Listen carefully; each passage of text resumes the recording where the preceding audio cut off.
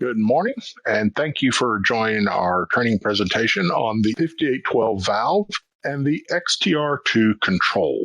This will be about a 30-minute presentation this morning, covering the highlights of both the 5812 and the XTR2. My name's Mark Saunders, and I'll be doing the presentation this morning. We will have a chance at the end for any questions that you might have. But with that, let's get started and jump into this. The 5812 is the largest valve in our 5800 family. We have previously covered the 5800 and the 5810. Today we're going to talk about the 5812. It's very similar to the other valves in the family. It is a little bit larger.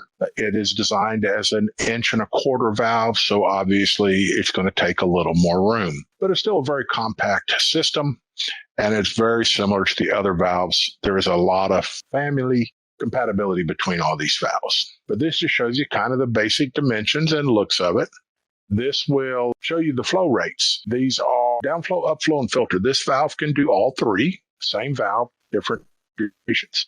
You can see the continuous flow rates here are pretty good. One thing different about this valve than our previous ones is this will work on a 4-inch base. The previous two valves we covered worked only on a 2.5-inch base, but this one can work up through a 4-inch base. And you'll see here with that 4-inch base, you get slightly higher flow rates, downflow up to 45 GPM continuous, and you get higher backwash rates. In a filter valve where backwash becomes more important, we can go up to 45 GPM, which gives us the ability to use some actually heavy media in here and still be able to lift it and get a good backwash. So this valve has a lot of capabilities and can be used in a lot of application. It is an 1.25" input. It can do both upflow, downflow, and it has two controllers available, the SXT, which is our simpler controller, and the XTR2. And this tends to be a premium valve. We tend to usually sell it with our XTR2, our premium controller. But a lot of capabilities, you can look through the specs here and see those, but there's a lot this valve can do. Similar to our other two valves in this family, the 5800 and 5810, it has a lot of the same accessories. So we will look at some of those again. It's got these snap-on bezels that change the look of it, which is kind of nice. They blue and black available. We also have this cool environmental cover. It is gray, not a very pretty cover, but it does give you a NEMA 3R capability for this valve. In other words, falling rain or falling water is really what it's rated for. So if it is an outside application, the environmental cover will keep it protected from rain. Won't protect it from splashing, and you want to make sure rain's not coming up from the bottom, but it is a good environmental cover for outside use. We see a lot of outside installations down here in the south area where you don't have a freeze. Outside is sometimes a good installation position. Uses the same transformers, same power supply as the rest of the 5800s. We can get it with international adapters, European and etc., but usually it will ship with just a standard US adapter, 3-meter long plug-in cable. It's a power supply. Very simple, very basic. It is needed for each valve. Now let's look at the controller itself. This is consistent across the 5800 family. Again, it all snaps together. A couple of quick snaps here and here, and the whole controller faceplate lifts off the valve. Unplug a couple of wires, and it can be easily replaced. The next level, it gets you into the actual guts of the valve. Again, snap fit, and can be snapped back together. So if you have to replace a part, it's very easily. Tools aren't necessarily required. And if this is a defective part that needs to be replaced, the mean time to repair is very short. It also has a snap-in motor. There's no screws or anything that you have to do on the motor. It simply snaps into place and can be snapped out and replaced. Speaking of the motor is a 12-volt, 10,000 RPM motor. That's a very fast motor. Of course, obviously, it's geared down, but it is a dual-directional motor, forward and reverse. And with its fast speed, it allows you to position the piston from one position to the next fairly quickly. Just makes it a smoother transition, a smoother valve, and works real well. It does come with the wiring harness attached. In other words, there's nothing to wire up here. If you have to replace a motor, you buy a new motor, pop the old one out, pop the new one in, plug the wiring harness into the control board, and you're done. Very simple, but real nice addition to our 5800 family. Seals and spacers. This is a benefit all the 5800 have, but it is a single stack, all put together. You just drop it into the valve body and you remove it as one piece. So if you need to change seals and spacers, which is a service item, very simple to do. Get to the seals and spacers, pull it out, drop a new one in.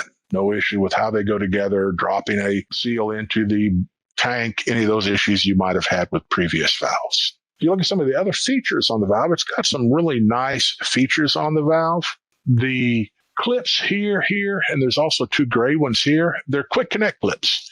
They allow you, for example, here on the brine line flow control, you can remove this and take the brine connection off and therefore check flow rate. Same thing on the drain line flow. Simple clip removes the connector for your drain line or puts it back on. Again, servicing almost toolless, very easy to do things. These blue clips here are really nice. This one gives you access to the meter. This one gives you access to our injectors. And again, small screwdriver, clip that clip off and you can open them up and get to those parts.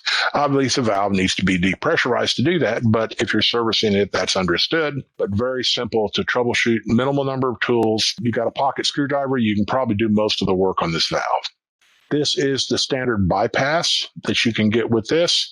Again, real nice, clear blue handles, directional arrows on the handle so you know in and out. And when you bypass, you simply turn them to the center where they meet. And the arrows are pointing each other. Now you've got bypass of your softener. They can be screw on, and this side can be sweat fit or however you want, screw connector. A lot of options available here. One thing nice about this side, they are screw on, but they have a hard stop, so you can't over tighten them. You'll screw them on till it won't go anymore, and you don't need to try any harder than that. So very easy to install, very fail-proof. Okay, turbine meter.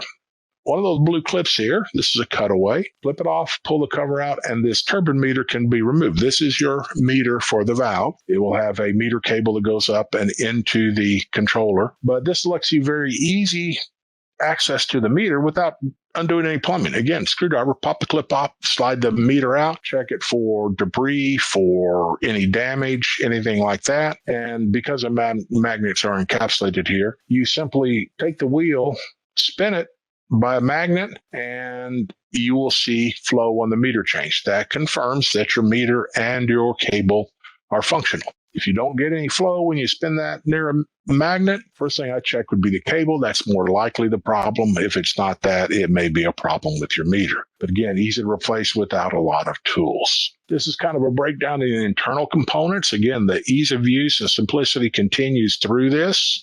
This is an exploded view of the spacer. The seal and spacer for the 5810 has one more spacer than the 5800, just because it's a slightly deeper bore, but it is all one piece. You won't see it pulled across like this. It'll all come as one piece. Different pistons, filter, upflow, downflow pistons, depending on what you're going to do.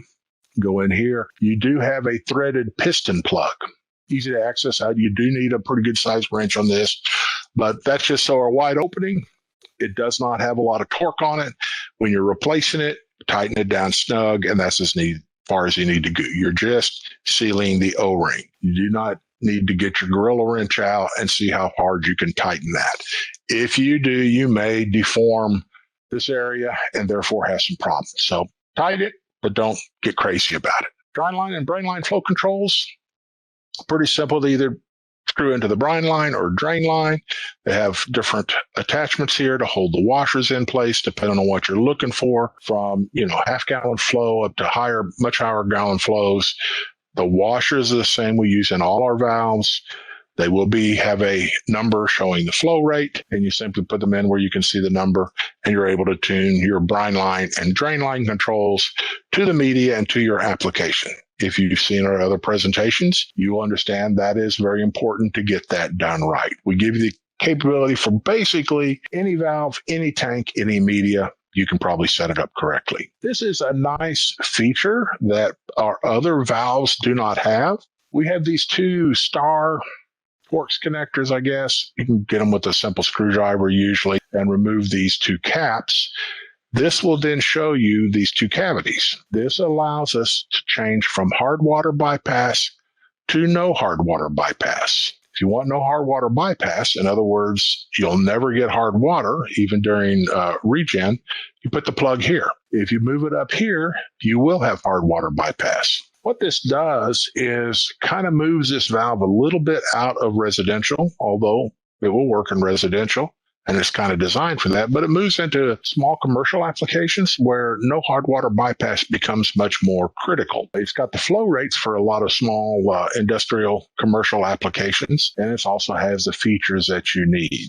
So if you change it, you simply remove the plug, put it back in, put your caps back on, and now you're working in no hard water bypass. Very nice feature. Just move the plug. Injectors. The injector assembly is very similar to the 5810 injectors. They're a two-piece injector with a check ball. They are color-coded to make sure you get the right injector replacement. In other words, if you have a light blue, replace it with a light blue. They're two-piece. You can take them apart. You can clean them, check them, service them. Usually, the time and effort in that, it's easier just to pop the old one out, pop a new one in, you're good to go. Lube the O-rings and you're set up. You will notice here, this is on the other side. Again, a quick connector here. You've got upflow and downflow. So if it's here, your upflow, or downflow, if you want to change it, you move the injector over here and you got upflow. You will have to change the piston, obviously, but you can go from upflow to downflow on any of these. One other thing I didn't mention earlier, these little clips that come off here, not only they are clips, they are tools. On the end of the clip, there's a cutout that matches the injector and can be used to go in here and grab the injector and pull it out. So you don't even need your needle nose or worry about damaging the injector. Very nice, very good configuration. Again, the injectors will let you use pretty much any resin media on any size tank. So that's the 5810. Like I say, it's a large residential. If you've got an 1.25 inch line coming into a home, you've probably got a real large home there in the 3 to 10,000 square foot size, and you probably have multiple bathrooms, some with 4x4 or 5 head. You've got a large application, and you need that 1.25 inch flow. Most of your homes out there won't. There'll be an inch will be more than adequate, and if you got a 3/4 inch feed line to the home, you're really not gaining anything buying an 1.25 inch valve. But again, it moves us into that small commercial application where an 1.5 inch is needed or 1.25 inch is needed. This valve steps into that real nicely. Because it's our top-end commercial or small, low-end light commercial, top-end residential, we typically see it with our XTRI controller. That is the high-end controller. You're selling a good, better, best. This is definitely the best with the best controller. Homeowners really like this because it's color, it's touchscreen, it looks very up-to-date. It's what they expect on a high-end valve.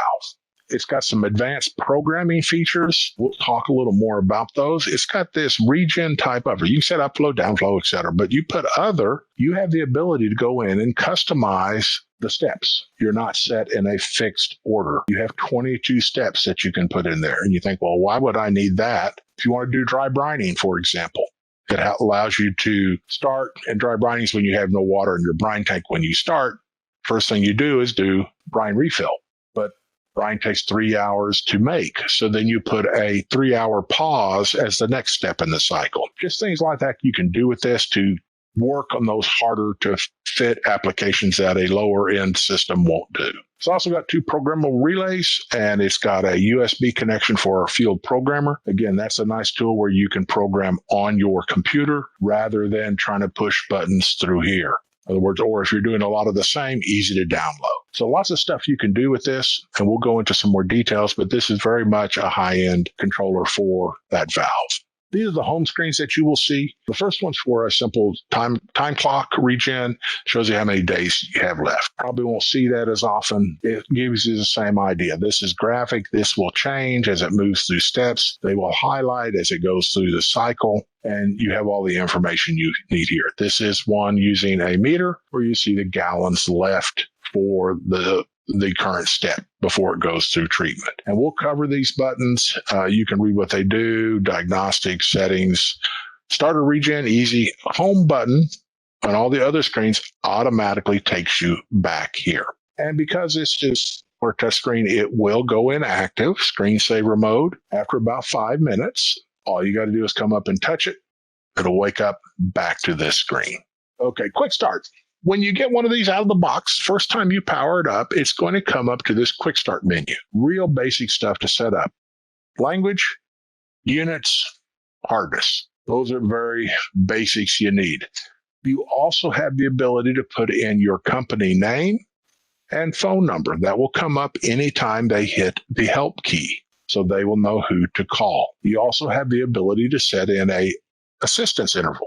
So on a monthly or time or number of regens or number of backwashes, it will trigger this needs to be checked for assistance. Pop up your name and number. Homeowner can call and say, hey, this assistance interval came up. It's been 6 months. Do I need to do anything? Yeah, we probably need to run by and check, make sure everything's in good shape. So it keeps you connected with the USB. I want to mention this. Not a lot of people use our USB software programmer, but this is where you connect it. So if you have the connect software on your computer, you go in here, click this button, and now you can skip the rest of this. It's all done from your computer. Very nice tool that we have to program these valves.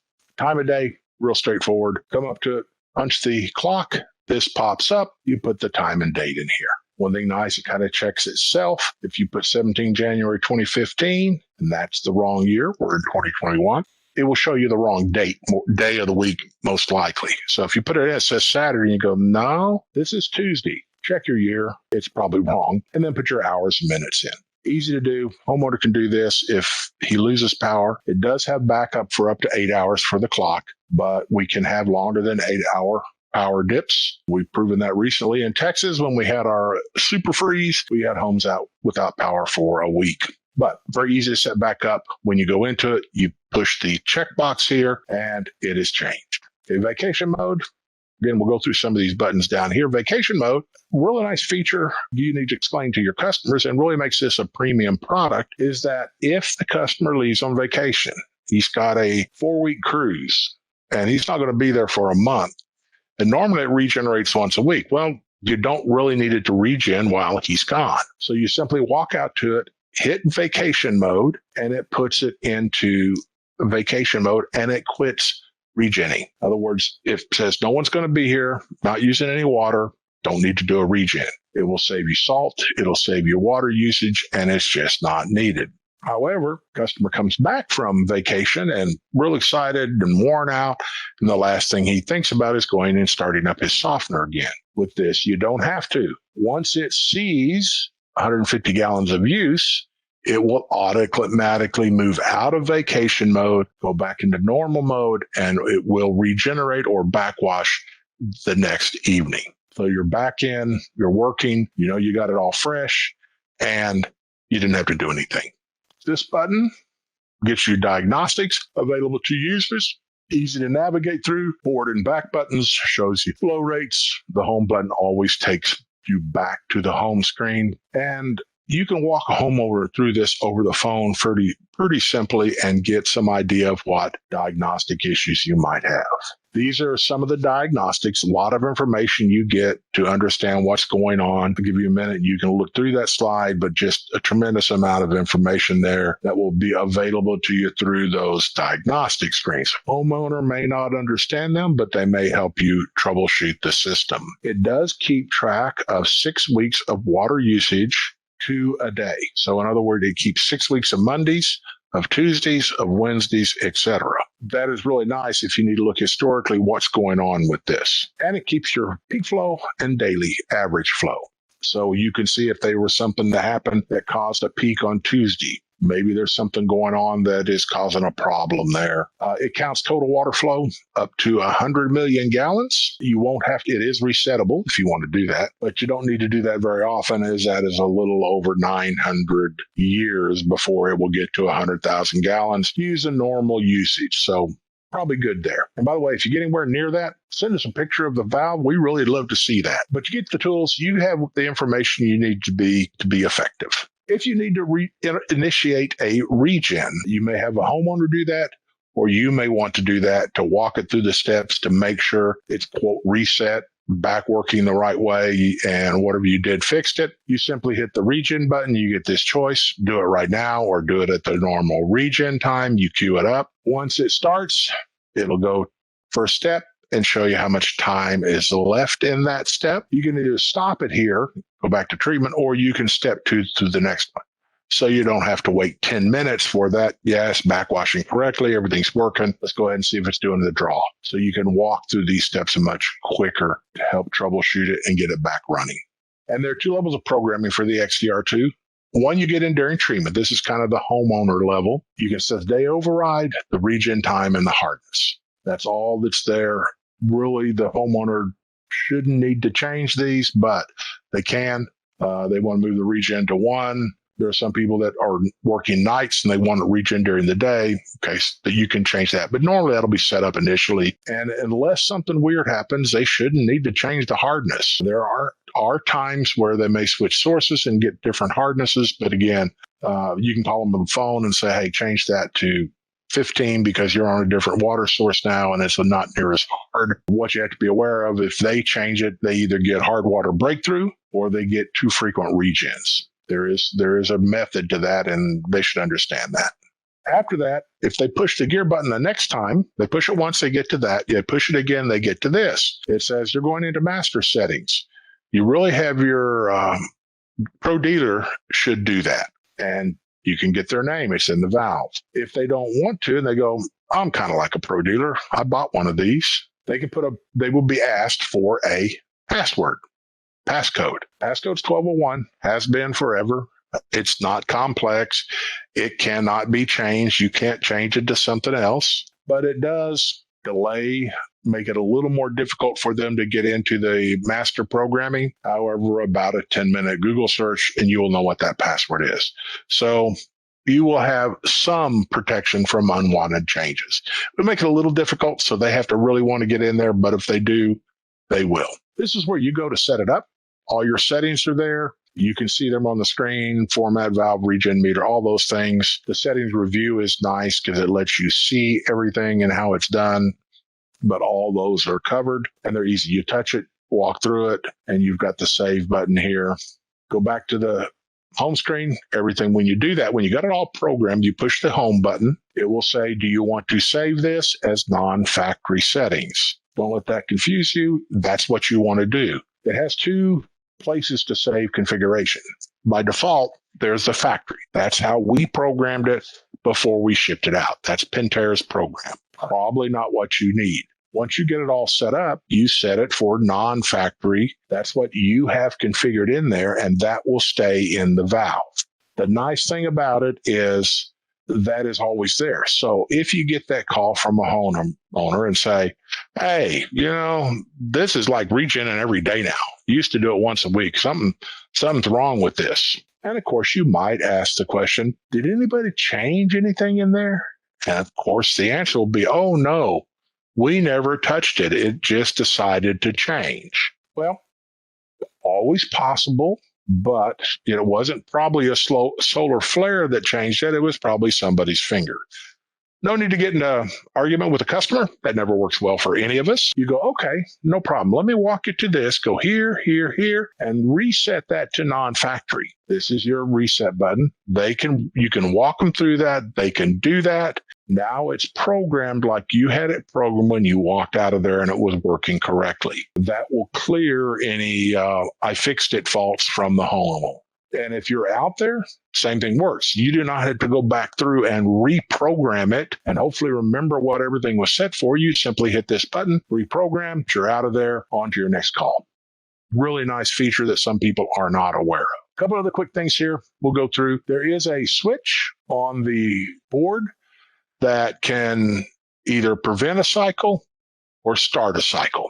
You program what you want it to do from an external switch. You want a backwash switch. You can have a switch that when you push it, it starts a backwash. It can be a pressure differential switch. You need to backwash when pressure gets up to XPSI. That can be programmed in, and you can use an external switch to do that. So really nice additional feature you have if you want to do it. Prevent or start a cycle. Then we have the 2 auxiliary relays you use to enhance your system. I see this more on those small commercial applications, but they work for homeowners as well. For your McMansions, where you're doing a 10,000-foot multi-million-dollar home, we have these auxiliaries. We have a normally open, normally closed, and we have two of them that you can program to do lots of things. These auxiliary relays can be programmed to turn on or turn off, either based on a cycle, based on a time, based on a volume of water, or based on an alarm. So there's a lot you can do, and it's kind of up to you and how you want to use those. And they can be different. You can have one cycle based and one volume based. They don't have to be the same. They're two auxiliaries. It is a dry contact, so you provide power, and it will open or close based on how this is set up. That gives you a lot of capability to do things like these. If it's a large house, probably more small commercial, and it's back in the back room and nobody looks at it, you may want a light to come on if you have an alarm. You may want to have a light to come on if you're doing a regen. A lot of things you can do with that. You may want to run a volume-based dosing pump. At X number of gallons, we want to dose it with a resin cleaner. A lot of things you can do with that. Time-based, actually a solenoid. It's really up to your imagination. We give you the controls. We give you the two relays, up to 5 amps, 30 volts DC, or 10 amps, 250 volts AC. A lot of switching power there to build the system that meets your application. This is where it starts creeping over into that small commercial, but it gives you a lot of capabilities, a lot of flexibility. So that is kind of a review of the 5800 series valves. From the 5800 to the 5810 to the 5812, we can do a lot of things with that valve. There's a lot of commonality. You get a very reliable valve that has a lot of capability. And if you do the big, good, better, best, this is definitely top end of the best valve. So with that, I want to put up the slide that says, if you have a request, you want training, in-person training, troubleshooting training, any of these opportunities, that's what we do here at Pentair. You send it to this email address. One of our trainers will monitor that and get back with you. Idea is to provide you training when you want and when you need it. That's what we love to do. We love the opportunities to do training, and getting in touch with us and asking for something is not an inconvenience. We look forward to it. So hopefully that has answered all your questions. If you have any more, please let us know. And we want to say thank you for spending your time with Pentair and our Pentair training. Hopefully this has brought some value to you. It is recorded and you can share it with others. If you need something else, again, let us know. This is Mark Saunders, Technical Training Manager. Again, thank you for your time.